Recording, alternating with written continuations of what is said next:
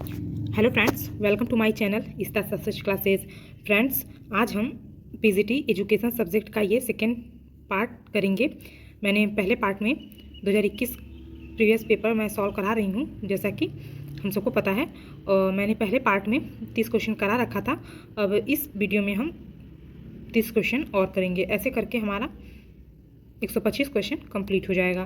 तो friends, I hope आपको video अच्छी लग रही होगी, और वीडियो अच्छी लग रही है तो please like share and subscribe करें। और देर न करते हुए चलिए आज की क्लास स्टार्ट करते हैं। तो फ्रेंड्स, आज का पहला क्वेश्चन है, वह प्रक्रिया जिसके द्वारा आयु के साथ साथ बच्चे की लंबाई तथा भार बढ़ते हैं कहलाती है। ऑप्शन है विकास, वृद्धि, स्वास्थ्य रक्षा, समाजीकरण। तो फ्रेंड्स, इसके आयु के साथ साथ उसकी लंबाई और भार में अगर वृद्धि हो रही है तो उसको हम ग्रोथ ही कहेंगे, वृद्धि कहलाएगा। अब अगला क्वेश्चन देखेंगे, निम्नलिखित में वैदिक शिक्षा की विशेषता नहीं है। ऑप्शन है व्यक्तित्व का विकास, ज्ञान एवं अनुभव, संस्कृति का संरक्षण और प्रकृति के अनुसार बालक का विकास। तो फ्रेंड्स, वैदिक शिक्षा में विशेषता क्या नहीं थी? तो वो प्रकृति के अनुसार बालक का विकास, यही नहीं थी। प्रकृतिवाद और प्रकृति पर जोर किस शिक्षा शास्त्री ने दिया? तो वो रूसो हैं। अब अगला क्वेश्चन देखेंगे, अन्य शर्तें यदि समान हो तो दो चरों के मध्य निम्नलिखित में से कौन सा सहसंबंध गुणांक सबसे कमजोर संबंध का संकेत होगा? तो फ्रेंड्स, इसका उत्तर है 0.11 0.11 इसका उत्तर होगा। आइए देखते हैं इसकी व्याख्या, ये उत्तर इसका कैसे होगा ये सही। तो इसकी व्याख्या है, अन्य शर्त यदि समान हो तो दो चरों के मध्य 0.11 सहसंबंध गुणांक सबसे कमजोर का संकेत होगा। सहसंबंध से तात्पर्य दो चरों या परीक्षणों के प्राप्तांकों में निहित संबंधों से होता है। दूसरे शब्दों में हम कहें तो सहसंबंध युक्तिगत प्राप्तांकों के बीच सहगामी परिवर्तन को बताता है। सहसंबंध गुणांक को +1 मतलब धनात्मक 1.00 से ऋणात्मक 1.00 तक अभिव्यक्त किया जाता है। तो फ्रेंड्स, क्वेश्चन ऐसे भी पूछ सकता है कि सहसंबंध गुणांक को का मापन प्रतीक क्या है, तो या इसे किस मेथड से मापा जाता है? तो ये +1.00 से -1.00 में अभिव्यक्त किया जाता है। अब अगला क्वेश्चन देखेंगे, कोठारी कमीशन की रिपोर्ट का शीर्षक था। तो फ्रेंड्स, कोठारी कमीशन जैसा कि हम सबको पता है 1964 में ये गठित हुआ था। ये आयोग दौलत सिंह कोठारी के अध्यक्षता में, और इसमें पूछा क्या है कि उनकी रिपोर्ट का शीर्षक क्या था? तो कोठारी आयोग में उनकी रिपोर्ट का शीर्षक है शिक्षा और राष्ट्रीय विकास। अब इसकी व्याख्या देख लेते हैं। कोठारी शिक्षा आयोग डॉक्टर दौलत सिंह कोठारी की अध्यक्षता में 1964 में गठित की गई। इस शिक्षा आयोग ने व्यावसायिक शिक्षा की वर्तमान व्यवस्था में कमियों को उजागर किया तथा शिक्षा व्यवस्था में उच्चीकरण पर बल दिया, और जिससे राष्ट्र का विकास हो सके। कोठारी कमीशन की रिपोर्ट का शीर्षक जो है वो शिक्षा और राष्ट्रीय विकास था। अब हम अगला क्वेश्चन देखेंगे, अंग्रेजी शासन के खिलाफ पहला सत्याग्रह आंदोलन किसने प्रारंभ किया या आरंभ किया? तो फ्रेंड्स, ऑप्शन है चंद्रशेखर आज़ाद ने, ऑप्शन बी है महात्मा गांधी ने, ऑप्शन सी है सुभाष चंद्र बोस ने, ऑप्शन डी है सरदार पटेल जी ने। तो फ्रेंड्स, अंग्रेजों के शासन के खिलाफ पहला सत्याग्रह जो है वो हमारे महात्मा गांधी जी ने चंपारण में शुरू किया था। तो अगला क्वेश्चन देखेंगे अब हम, आगरा विश्वविद्यालय है। आगरा विश्वविद्यालय कैसा विश्वविद्यालय है? केंद्रीय है, राज्य है, या मानित है, या निजी है? तो फ्रेंड्स, हमारा आगरा विश्वविद्यालय जो है वो स्टेट यूनिवर्सिटी है, राज्य विश्वविद्यालय। अब इसकी व्याख्या देख लेते हैं। आगरा विश्वविद्यालय एक राज्य विश्वविद्यालय है। आगरा विश्वविद्यालय डॉक्टर भीमराव अंबेडकर जी के नाम से है, जो कि उत्तर प्रदेश के ऐतिहासिक नगर आगरा के सबसे प्राचीन संस्थानों में से एक है। विश्वविद्यालय की स्थापना जो है कि 1927 ईस्वी में हुई थी। फ्रेंड्स, इसे एक क्वेश्चन और बन सकता है कि आगरा विश्वविद्यालय की स्थापना कब हुई थी, तो 1927 ईस्वी में हुई थी। और दूसरा क्वेश्चन ऐसे बन सकता है कि आगरा विश्वविद्यालय का नाम किसके नाम पर पड़ा या किसके नाम से जाना जाता है, तो वो डॉक्टर भीमराव अम्बेडकर के नाम से जाना जाता है। अब हम अगला क्वेश्चन देखेंगे, प्रकृतिवाद ने किस शिक्षा पद्धति को जन्म दिया, तो ऑप्शन है खोज विधि को, खेल विधि को, वैज्ञानिक विधि को, प्रोजेक्ट विधि को। तो फ्रेंड्स, जो हमारा प्रकृतिवाद है वो हमारे खोज विधि द्वारा और करके सीखने के मेथड पर आधारित है। जैसा कि मैंने पहले बताया भी अभी, रूसो जी इस पर बहुत ज़्यादा जोर दिए हैं। और इसकी व्याख्या देख लेते हैं। इसमें कहा क्या है कि प्रकृतिवाद पुस्तकीय शिक्षा और सामूहिक शिक्षा का विरोध करता है। प्रकृतिवाद उस शिक्षा पद्धति का विरोध करता है जिसमें बालक को उसकी प्रकृति के अनुकूल स्वानुभाव, स्वक्रिया एवं खेल के माध्यम से शिक्षा प्रदान की जाए। इस प्रकार प्रकृतिवाद ने जिन शिक्षण विधियों को जन्म दिया उसका आधार करके सीखना, खोज विधि द्वारा सीखना, अनुभव द्वारा सीखना और खेल के माध्यम द्वारा सीखना होगा। अब हम अगला क्वेश्चन देखेंगे, मापन का केंद्रीय मान कौन सा है। तो फ्रेंड्स, मापन का केंद्रीय मान जो है वो मध्यिका है। जैसा कि हम आप लोगों को बता दें, मापन का केंद्रीय मान जो है उसके प्रकार में पहला तो मध्यमान आता है। क्या आता है? मध्यमान, जिसे हम माध्य भी बोलते हैं और इसे हम इंग्लिश में मीन बोलते हैं। क्या बोलते हैं? मीन। तो ये हो गया माध्य। और ये दूसरा हो गया मध्यिका, जिसे हम मीडियन बोलते हैं। और तीसरा है बहुलांक, जिसे बहुलक भी बोलते हैं और इसे हम मोड बोलते हैं। क्या बोलते हैं? Mode, MODE, mode. तो फ्रेंड्स, ये हमारे 3 केंद्रीय मान के प्रकार हैं। पहला है मध्यमान, दूसरा है मध्यिका, तीसरा है बहुलांक। Mean, median, mode, mean, median, mode, ऐसे करके इसे याद कर लें। और ये मापन का केंद्रीय विचलन मान है, जिसमें ये तीनों जो है वो केंद्रीय विचलन मान है, जिसमें प्रसार है, मानक विचलन है, चतुर्थांश विचलन है, और ये सब हमारे जो है वो केंद्रीय विचलन मान के प्रकार हैं। अब हम अगला क्वेश्चन देखेंगे, मनोविश्लेषणात्मक विधि का प्रतिपादन किसने किया। तो ऑप्शन है फ्रायड जी ने, जुंग जी ने, अल्फ्रेड एडलर जी ने, सिगमंड फ्रायड ने। तो फ्रेंड्स, यहाँ पे मनोविश्लेषणात्मक सिद्धांत के प्रतिपादक जो है वो सिगमंड फ्रायड हैं। और इनका ये जो फ्रायड है इनका नाम है अन्ना फ्रायड। तो अन्ना फ्रायड है ही नहीं, ये गलत है। सिगमंड फ्रायड ने मनोविश्लेषणात्मक सिद्धांत का प्रतिपादन किया। अब हम अगला क्वेश्चन देख लेते हैं। 1 मिनट फ्रेंड, ये इम्पॉर्टेंट है ये क्वेश्चन, तो इसका एक्सप्लेनेशन हम देख लेते हैं। मनोविश्लेषणात्मक विधि का प्रतिपादन सिगमंड फ्रायड ने किया था। फ्रायड का मनोविश्लेषणात्मक सिद्धांत गतिशील है और इस धारणा पर आधारित है कि व्यक्तित्व और व्यक्तित्व विकास संघर्ष और घटनाओं से निर्धारित होता है। अपने इस सिद्धांत में फ्रायड ने मानव मस्तिष्क की तुलना जल में डूबा हुआ बर्फ की चट्टान से की है, जिसका अधिकांश भाग जल में डूबा है। ठीक उसी प्रकार से व्यक्ति के चेतन पक्ष की तुलना में उसका अचेतन पक्ष अधिक व्यापक और जटिल होता है और तथा मानव प्रकृति की निराशावादी तथा निश्चयवादी छवि पर ध्यान केंद्रित करता है।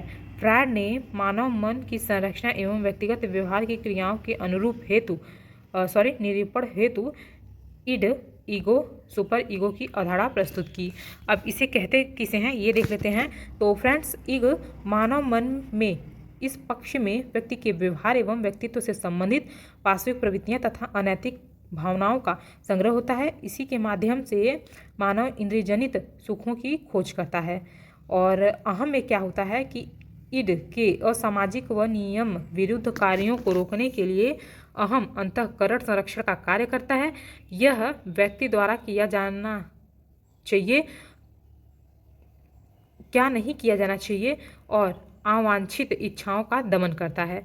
अब हम देखेंगे पराअहम किसे कहते हैं, इसका क्या रोल है। तो ये व्यक्तित्व के आदर्श और नैतिक स्वरूपों का प्रतिनिधित्व करता है। इसके अंतर्गत वास्तविकता की अपेक्षा कर आदर्शों पर अधिक बल दिया जाता है। सुख और आनंद की प्राप्ति के स्थान पर आदर्शों की प्राप्ति इसका प्रमुख उद्देश्य है क्या पुण्य है, क्या पाप है, क्या अच्छा है, क्या बुरा है, इन सबको ध्यान में रखते हुए सामाजिक मान्यताओं के आधार पर व्यक्तित्व के इसी पक्ष द्वारा निर्णय लिया जाता है। तो फ्रेंड्स, आई होप आप लोग को समझ में आ गया होगा। अब हम देखते हैं अगला क्वेश्चन, क्वेश्चन नंबर 40। इसमें पहला क्वेश्चन है, दो चरों के बीच सहसंबंध के गुणांक आर का प्रसार क्या है। तो फ्रेंड्स, दो चरों के बीच सहसंबंध में आर का प्रसार जो है वो मैंने पहले भी बताया है, -1 से -+ है। अब हम अगला क्वेश्चन देखेंगे, वसुधैव कुटुंबकम संदेश देता है। तो वसुधैव कुटुंबकम जो वर्ड है ये हमें क्या संदेश देता है। तो ऑप्शन है राष्ट्रीय एकता, भावनात्मक एकता, अंतर्राष्ट्रीय सद्भावना, सामाजिक सद्भावना। तो फ्रेंड्स, वसुधैव कुटुंबकम जो है वो अंतर्राष्ट्रीय सद्भावना का संदेश हमें देता है। अब हम अगला क्वेश्चन देखेंगे, प्रयोग के माध्यम से पावलोव ने पाया कि CR के लिए CS और UCS का एक साथ कई बार घटित होना आवश्यक है। ऐसा न होने पर CR धीरे धीरे खत्म हो जाता है, जिसे कहा जाता है। ऑप्शन है आच्छादन का रूप, अधिगम का घटित न होना, अनुबंधित प्रतिक्रिया का विलोपन, स्वतः पुनर्प्राप्ति। तो फ्रेंड्स, इसे हम इसका करेक्ट आंसर होगा C, अनुबंधित प्रतिक्रिया का विलोपन हम कहेंगे। अगला क्वेश्चन हम देखेंगे, अस्तित्ववादी विचारकों में से किसने ईश्वर की अवधारणा को स्वीकार किया था। ऑप्शन है किरेगार्ड, सार्त्र और कार्ल जैस्पर्स और मार्टिन बुलर। तो फ्रेंड्स, अस्तित्ववादी विचारकों में अस्तित्व विचारकों में किरकेगार्डर ने ईश्वर की अवधारणा को स्वीकार किया। अस्तित्ववाद के लिए सत्यम शिवम सुंदरम अर्थ जानना अभिष्ट नहीं है, अपितु अभिष्ट यह है कि मानव में इनके प्रति जागरूकता उत्पन्न की जाए, जिससे कि उन्हें आत्मज्ञान हो, तभी वह जीवन मूल्यों का विकास कर सकता है। अब हम अगला क्वेश्चन देखेंगे, क्वेश्चन नंबर 44, जीवन ही शिव है, यह कथन किसका है। तो फ्रेंड्स, ये क्वेश्चन का ऑप्शन नहीं दिया था पेपर में, ऑप्शन गलत दिया था। तो इसका व्याख्या देख लेते हैं कि इसका करेक्ट आंसर होगा क्या।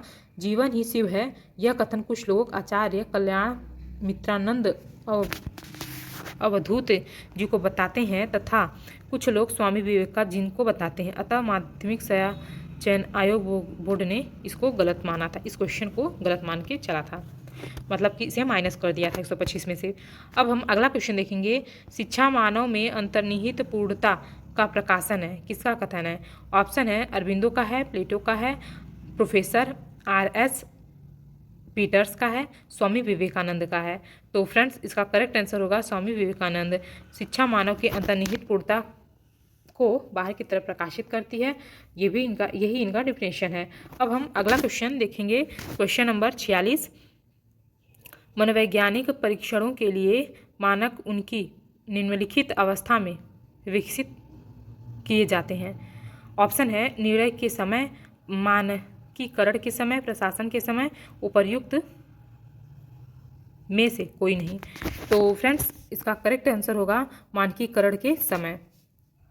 इसका करेक्ट आंसर क्या होगा, मानकीकरण के समय। अब हम इसका एक्सप्लेनेशन देख लेते हैं। मनोवैज्ञानिक परीक्षणों के लिए मानक उनकी मानकीकरण अवस्था में विकसित किए जाते हैं। मनोवैज्ञानिक परीक्षण व्यक्ति के व्यवहारिक अध्ययन का वह साधन है जो उसके प्रति निर्णय लेने एवं उसे समझने में सहायता करता है। और मनोवैज्ञानिक परीक्षण मनोकृत एवं नियंत्रित स्थितियों का वह विन्यास है जो व्यक्ति से अनुक्रिया करने हेतु उनके सम्मुख पेश किया जाता है, जिससे वह पर्यावरण की मांगों के अनुकूल प्रतिनिधित्व व्यवहार का चयन कर सके।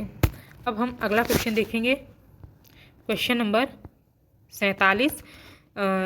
ये एक सेकेंड जूम जरा कर लूँ। अब देखिए, क्वेश्चन है, राष्ट्रीय शिक्षा नीति 1986 में किस वर्ष तक प्राथमिक शिक्षा का सर्वसुलभ बनाने की बात की गई। तो फ्रेंड्स, 1990 तक उसे सर्वसुलभ बनाने की बात की गई थी। एक्सप्लेनेशन देखिए, राष्ट्रीय शिक्षा नीति 1986 में 1990 तक प्राथमिक शिक्षा की को सर्वसुलभ बनाने की बात कही गई थी। इस राष्ट्रीय शिक्षा के अनुसार 14 वर्ष तक की आयु के बच्चों को के सार्वजनिक नामांकन व नियमित शिक्षा प्राप्ति तथा शिक्षा की गुणवत्ता में पर्याप्त सुधार पर बल दिया जाएगा। अब हम अगला क्वेश्चन देखेंगे। निम्नलिखित में से कौन सा शिक्षा में विवेकानंद के योगदान को दर्शाता है? तो इसका उत्तर है नारी शिक्षा, फिर दूसरा है मानव निर्माण के लिए शिक्षा, तीसरा है उत्पादन के लिए शिक्षा, चौथा है वेदांत शिक्षा। तो फ्रेंड्स इसका करेक्ट आंसर होगा मानव निर्माण के लिए शिक्षा। अब हम अगला क्वेश्चन देखेंगे। निम्नलिखित में क्या शिक्षा आयोग 1964-66 द्वारा प्रस्तावित नहीं किया गया था? ऑप्शन है उत्पादन हेतु शिक्षा, शिक्षा का निजीकरण और सामाजिक एवं राष्ट्रीय एकता के लिए शिक्षा एवं प्रजातांत्रिक मूल्य। तो क्या प्रस्तावित नहीं किया गया था? तो ये निजीकरण, प्राइवेटाइजेशन जो ऑफ एजुकेशन जो है वो, शिक्षा का निजीकरण जो है वो उस टाइम प्रस्तावित नहीं किया गया था। अब हम अगला क्वेश्चन देखेंगे। एक मिनट।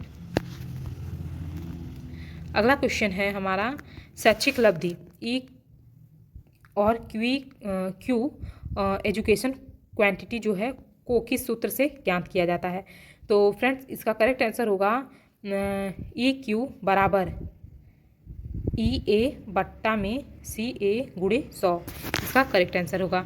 अब हम अगला क्वेश्चन देखेंगे। शिक्षा में कर्जन ने जोर दिया था। तो शिक्षा में कर्जन ने किस पर जोर दिया था? अब इसका ऑप्शन देखिए, विस्तार पर, व्यवसायीकरण पर, सामान्यीकरण पर, गुणवत्ता पर। तो फ्रेंड्स ये क्वेश्चन का जो ऑप्शन है वो गलत दिया गया था। इसका जो एक्सप्लेनेशन है वो देख लें। लॉर्ड कर्जन की शिक्षा को एक सरकारी प्रस्ताव के रूप में 11 मार्च 1904 को प्रस्तावित कराया गया। प्रस्ताव में शिक्षा की नीति निम्न प्रकार से निर्धारित की गई। प्राथमिक शिक्षा पर कम ध्यान दिया गया और अतः उसके प्रसार पर सरकार को अधिक ध्यान देना चाहिए, क्योंकि प्राथमिक शिक्षा से ही विद्यार्थियों की बौद्धिक नींव मजबूत होगी।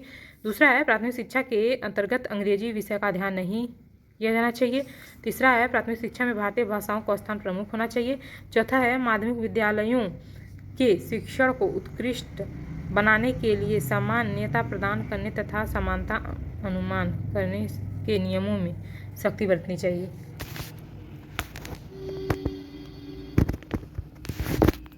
अब अगला क्वेश्चन देखेंगे। शिक्षा को मनुष्य एवं समाज का निर्माण करना चाहिए, यह कथन किसने कहा है? ऑप्शन है डॉक्टर एस राधाकृष्णन ने, महात्मा गांधी ने, फिर अगला ऑप्शन है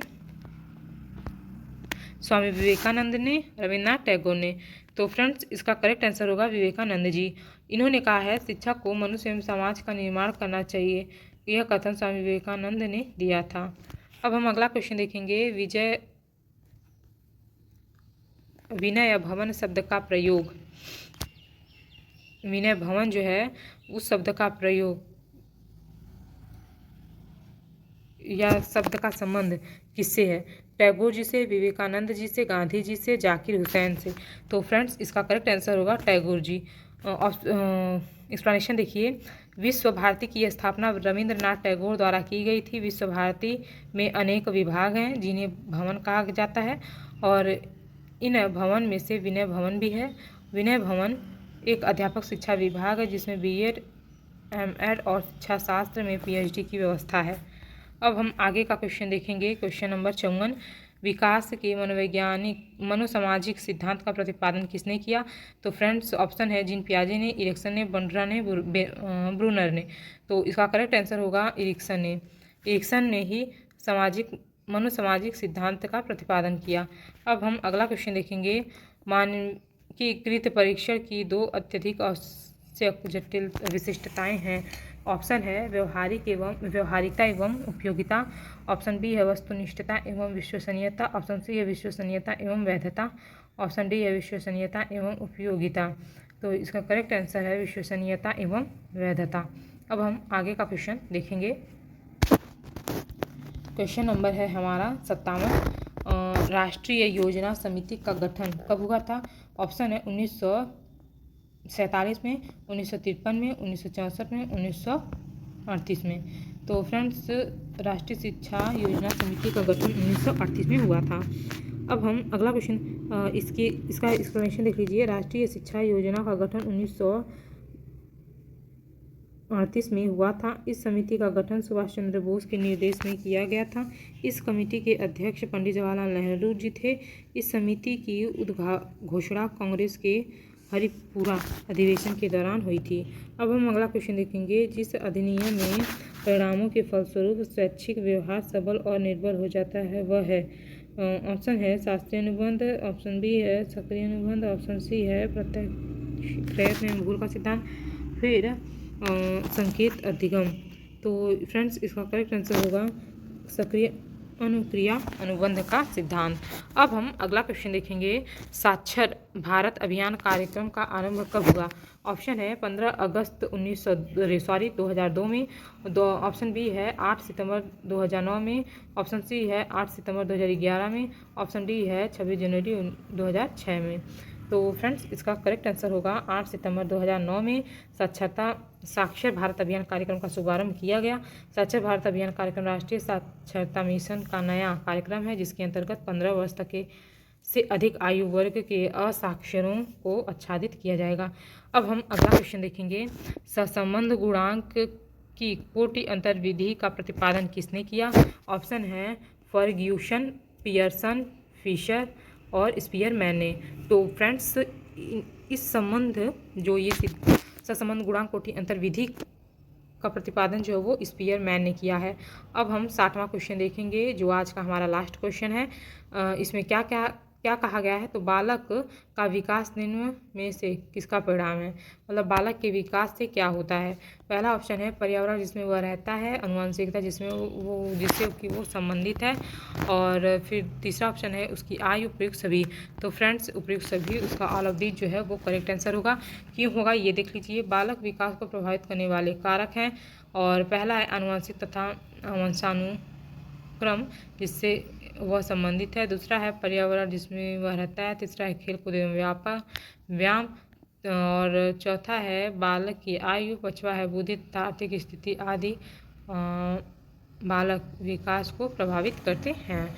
तो आई होप फ्रेंड्स वीडियो आपको अच्छी लगी होगी। वीडियो अच्छी लगी हो तो ज़्यादा से ज़्यादा लाइक शेयर एंड सब्सक्राइब करें, और हमारी वीडियो को ऐसे ही देखते रहें। हमारे चैनल को शेयर भी करें, और ज़्यादा से ज़्यादा अपने रिलेटिव फ्रेंड लोगों से सब्सक्राइब भी कराएं अगर उनके लिए ये इम्पॉर्टेंट है तो आज बस इतना ही। अब मिलते हैं हम नेक्स्ट वीडियो में। Thank you for watching.